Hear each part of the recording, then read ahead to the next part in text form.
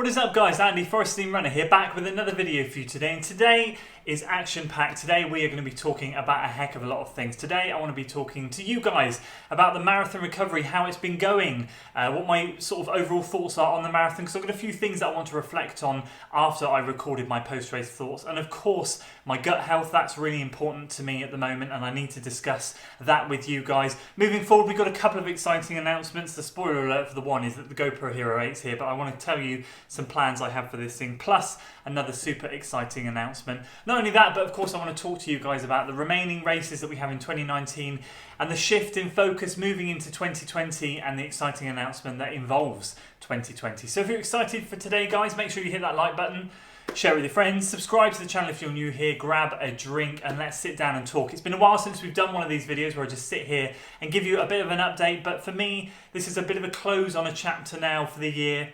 And we're now shifting into autumn-winter training and some exciting stuff, if I'm perfectly honest with you. I'm super excited. The fire is in my belly to go out and deliver, to work hard, to train hard, and just to appreciate everything at the moment. So for me, in terms of the marathon, let's start with that. Recovery has been phenomenal. Like I've never recovered from a marathon so quickly. Having said that, it's not all been easy plain sailing stuff. Monday I felt like I was going to die. Like I could barely walk. I'm not joking. I'm 6'6", my wife is 5'1". There's a massive height difference. I walk super fast, she walks super slow, and I couldn't keep up with her. I was waddling. It was horrific. My legs, my quads and my TFLs in particular were extremely sore. I'll tell you why in a minute. And of course Tuesday came around and I was dreading that, because Tuesday is always the day for me after any intense race that I do where I suffer the most. But actually Tuesday was better, and then by Wednesday I felt pretty much back to normal. And today, at the point of recording this on Thursday, obviously you guys will see it Friday or on the weekend, I feel great. I'm restraining myself from running at the moment. I always vow to myself that I have a week off after a marathon. It's really important to let your body rest, recover. For those of you guys that followed my Newport Marathon journey, you'll know that I trained and filmed for 18 weeks. That was intense. And I got really ill after that for 3 weeks. I was really poorly, struggling to run, struggling to get any form of consistency. My body just kind of went, do you know what, mate, enough. You've ploughed me for 18 weeks worth of training here. You need to chill out for a few weeks.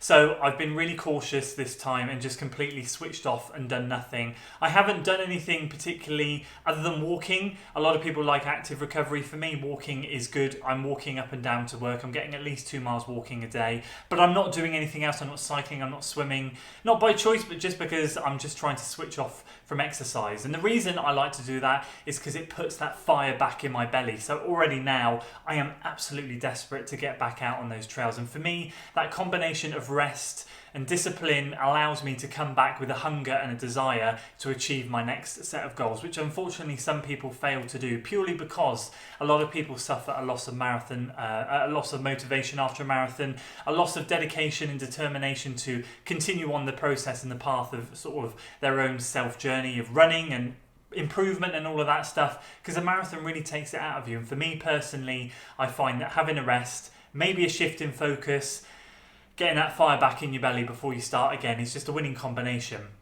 So in terms of recovery, I'm feeling great. I'm ready to go. It's Thursday and I'm going to wait until at least Saturday. It's going to be at least 6 days before I don't run, if not 7 on the Sunday. Depends. I'm toying with the idea of maybe trying a park run. I haven't ever run a park run before. So I might do that on Saturday. If not, I will go out on Sunday. But either way, we're having a good rest and a good recovery. A couple of thoughts off the back of the marathon that I didn't share with you in my post-race thoughts simply were appreciation. I can't express to you how much I appreciate not only your support, but the level of fitness I've managed to get myself to. I'll be perfectly honest with you, I never imagined that a few years ago when I started this journey and I did my first marathon and I bombed so hard that I would be able to say to myself, do you know what, Andy, you're going to go out there on 2 weeks worth of proper marathon training. The rest in the lead up is all going to have been 10k training and half marathon training. To be specific, 9 weeks of 10k training, 6 weeks of half marathon training, and literally 2 weeks of marathon training. One 23-mile run, one 17-mile run. That was it for long runs that were decent since the Newport Marathon. And to go and run a sub 3 hour marathon, it blows my mind. And so there's an appreciation level that I have of the fitness I've got to. I don't want that to sound cheesy or corny in any way, but for me, I just look back on the journey that I've had and go, do you know what? As far as improvement goes, you've just gone and run a sub 3 hour marathon without a big training block under your belt. So be excited about what you could achieve if you did another big training block and then race smart. So that's kind of running through my head at the moment. There's this kind of unfinished business with the marathon. As always, we always feel that, don't we? We always run marathons and think it's the one distance, I think, that we all feel we could do a little bit better in. It's very rare that you hear people have great races at marathons, and if you do, you're very, very lucky. So there's that's running through my mind at the moment, and then of course where that leads us into 2020 and what the plans are. But we'll leave that there for the moment.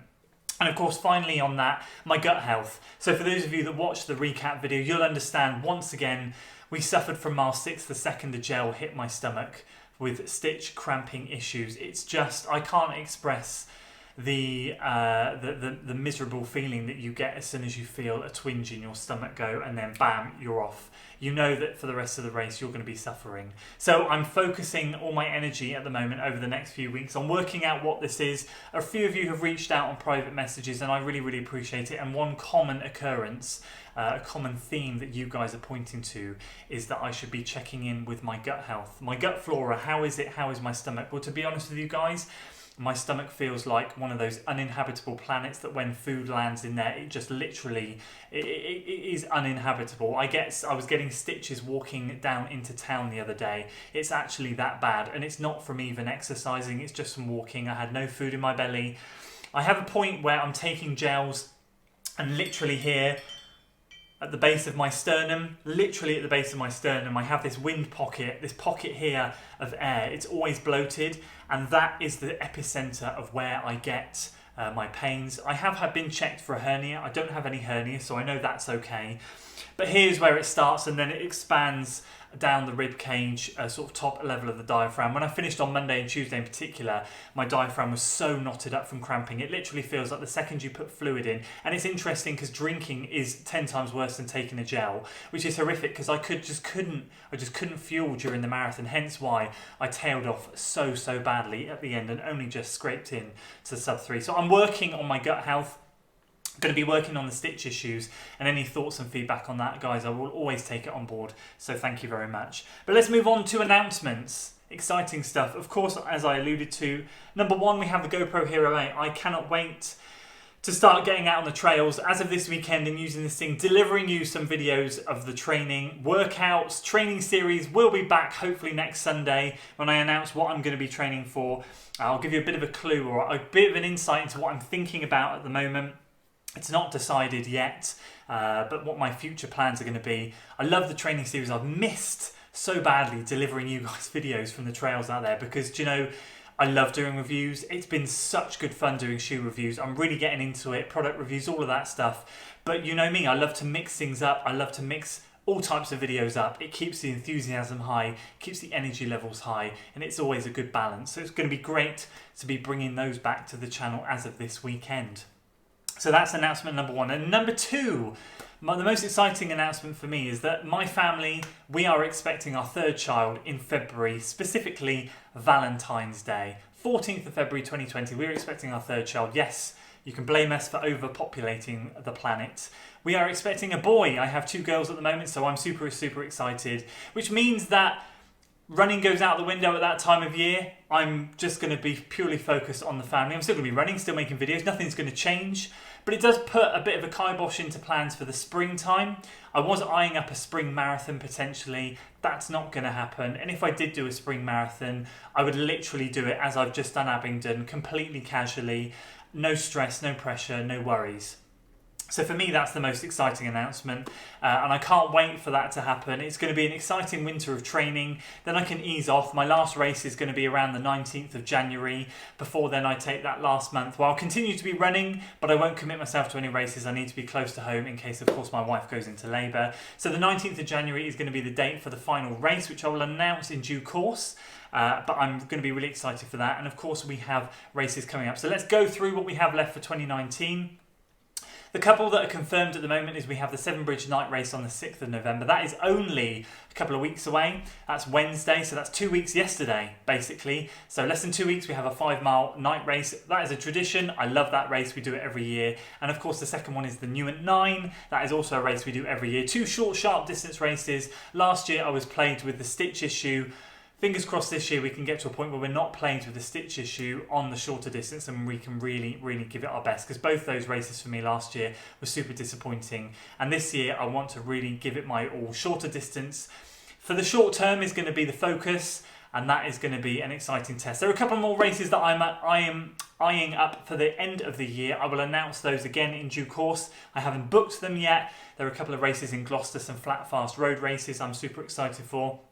So I might try and get into those. And then of course the final race will be on the 19th of January. I've yet to confirm what that's going to be, but the long and short of it is the heart of the Gloucester Marathon, or the Gloucester Half Marathon, or the Gloucester Ultra Marathon, or the 10K. There's 4 options available. Initially I was focusing on the half marathon. I wanted to get that sub 120 before the baby was born, but actually now, knowing what I've done in the marathon, that's really excited me, and if I can really focus on my gut health and make some positive improvements on that over the coming month or so, then that decision might switch up to be the marathon, because I might quite fancy to go out there with no pressure again, give it a go, but actually fuel to the end. Because if for those of you Eagle Eye viewers know, you will have seen that I was on pace for about a 2:52, 2:53 marathon right up until the 20th mile.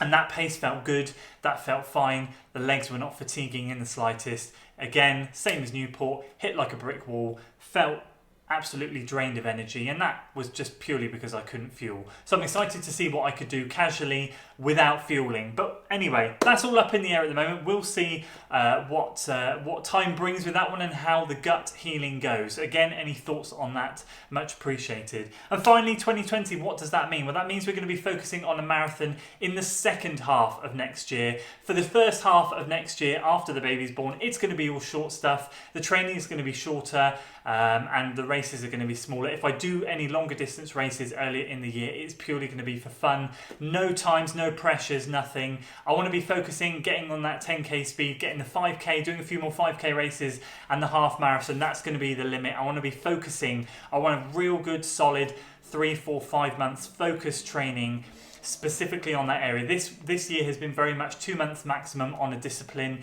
Next year, once the baby's born, I want to home in, I want to focus on the shorter, sharper stuff, and then moving into, realistically, probably the Abingdon Marathon again. It was an absolutely great course. I couldn't recommend it highly enough, and that's probably what my focus is going to be next year. But no doubt there'll be some awesome races chucked in next year, and of course, as always, training series. So that's about it for today's update, guys. I hope you enjoyed it. If you're still here, fair play. You've listened to me waffle on for long enough, but it's been great for me to just sit down and talk to you guys about everything, give you an update, fill you in, not hold any surprises back from you. Everything is now out in the open. You know where we stand, and you know now what we're going to be training for. A race in less than 2 weeks' time, and then the New at 9 later in November on the 19th, I believe it is, on the Sunday. So I cannot wait for those. So there we go. That's it, guys. You know what to do. If you enjoyed the video, give it a like, share it with your friends, subscribe to the channel for weekly running content, and I cannot wait to see you next time. Until then.